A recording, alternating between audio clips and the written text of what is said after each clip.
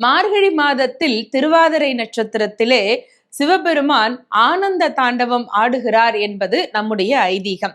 அந்த நடராஜமூர்த்தியினுடைய தாண்டவம் மிக மிக அற்புதமான ஒன்று.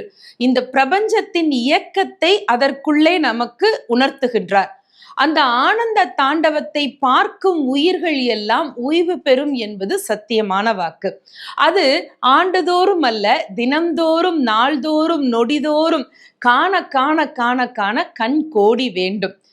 அந்த ஆனந்த தாண்டவத்தின் அழகிலே இடது பதம் தூக்கி இருக்கிறார், வலது பதத்தை தரையிலே ஊன்றி இருக்கிறார். இல்லை, முயலகன் என்னும் அரக்கன் மீது ஊன்றி இருக்கிறார். முயலகன் என்பது நமக்குள்ளே இருக்கக்கூடிய ஆணவத்தினுடைய சின்னம்.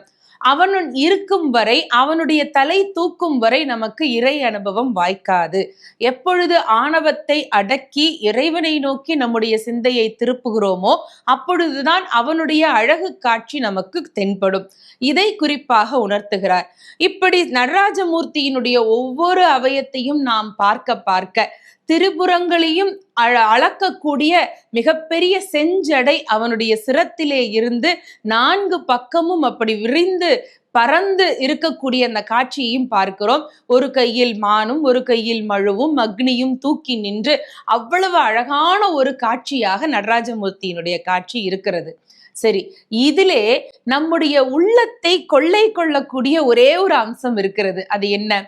கையில் இருக்கக்கூடிய அபய வரத ஹஸ்தங்களா அந்த காட்சியா, அல்லது கையில் இருக்கக்கூடிய மான் மழு அக்னி போன்றவையா, அல்லது இடது தூக்கி நிற்கக்கூடிய இடது பதமா, முயலகன் மீது இருக்கக்கூடிய வலது பதமா?